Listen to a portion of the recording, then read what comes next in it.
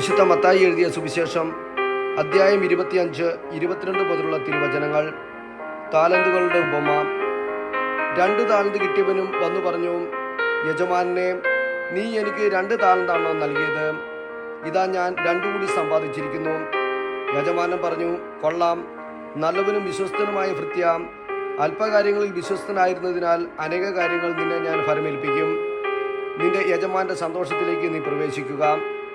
1 താലന്ത് കിട്ടിയവൻ വന്നു പറഞ്ഞു, യജമാനനെ, നീ വിതയ്ക്കാത്തിടത്തു നിന്ന് കൊയ്യുകയും വിതറാത്തിടത്തു നിന്ന് ശേഖരിക്കുകയും ചെയ്യുന്ന കഠിന ഹൃദയനാണെന്ന് ഞാൻ മനസ്സിലാക്കി. അതിനാൽ ഞാൻ ഭയപ്പെട്ട് നിന്റെ താലന്ത് മണ്ണിൽ മറച്ചു വെച്ചു. ഇതാ നിന്റേത് എടുത്തുകൊള്ളുക.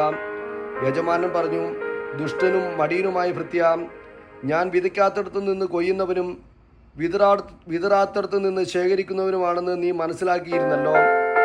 എൻ്റെ നാണയം നീ പണവ്യാപാരികളുടെ പക്കൽ നിക്ഷേപിക്കേണ്ടിയിരുന്നു. ഞാൻ വന്ന് എൻ്റെ പണം പലിശ സഹിതം വാങ്ങുമായിരുന്നു. ആ താലന്ത് അവനിൽ നിന്നെടുത്ത് 10 താലന്ത് ഉള്ളവന് കൊടുക്കുക. ഉള്ളവന് നൽകപ്പെടും, അവന് സമൃദ്ധി ഉണ്ടാവുകയും ചെയ്യും. ഇല്ലാത്തവനിൽ നിന്ന് ഉള്ളതുപോലും എടുക്കപ്പെടും. പ്രയോജനമില്ലാത്ത ആ ഭൃത്യനെ പുറത്ത് അന്ധകാരത്തിലേക്ക് തള്ളിക്കളയുക. അവിടെ വിലാപവും പല്ലുകടിയുമായിരിക്കും. അവസാന വിധി. മനുഷ്യപുത്രൻ എല്ലാ ദൂതന്മാരോടും മഹത്വത്തിൽ എഴുന്നള്ളുമ്പോൾ അവൻ തൻ്റെ മഹിമയുടെ സിംഹാസനത്തിൽ ഉപവിഷ്ടനാകും. അവൻ്റെ മുമ്പിൽ എല്ലാ ജനതകളും ഒരുമിച്ച് കൂട്ടപ്പെടും. ഇടയൻ ചെമ്മരിയാടുകളെ കോലാടുകളിൽ നിന്ന് വേർതിരിക്കുന്നത് പോലെ അവൻ അവരെ തമ്മിൽ വേർതിരിക്കും. അവൻ ചെമ്മരിയാടുകളുടെ തൻ്റെ വലതുവശത്തും കോലാടുകളെ ഇടതുവശത്തും നിർത്തും.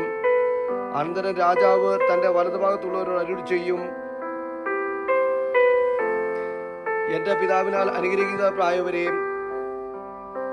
വരുവിൻ, ലോകസ്ഥാപനം മുതൽ നിങ്ങൾക്കായി സജ്ജമായിരിക്കുന്ന രാജ്യം അവകാശപ്പെടുത്തുവിൻ.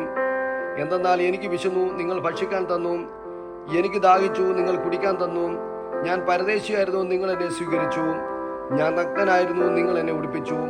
ഞാൻ രോഗിയായിരുന്നു, നിങ്ങൾ എന്നെ സന്ദർശിച്ചു. ഞാൻ കാരാഗൃഹത്തിലായിരുന്നു, നിങ്ങൾ എൻ്റെ അടുത്ത് വന്നു. അപ്പോൾ നീതിമാന്മാർ ഇങ്ങനെ മറുപടി പറയും, കർത്താവേ, നിന്നെ വിശക്കുന്നവനായി കണ്ട് ഞങ്ങൾ ആഹാരം നൽകിയതും ദാഹിക്കുന്നവനായി കണ്ട് കുടിക്കാൻ നൽകിയതും എപ്പോൾ? നിന്നെ പരദേശിയായി കണ്ട് സ്വീകരിച്ചതും നഗ്നനായി കണ്ട് ഉടുപ്പിച്ചതും എപ്പോൾ? നിന്നെ ഞങ്ങൾ രോഗാവസ്ഥയിലോ കാരാഗൃഹത്തിലോ കണ്ട് സന്ദർശിച്ചത് എപ്പോൾ? രാജാവ് മറുപടി പറയും, സത്യമായി ഞാൻ നിങ്ങളോട് പറയുന്നു, എൻ്റെ ഏറ്റവും എളിയ ഈ സഹോദരന്മാരുടെ ഒരുവന് നിങ്ങൾ ഇത് ചെയ്തു കൊടുത്തപ്പോൾ എനിക്ക് തന്നെയാണ് ചെയ്തു തന്നത്.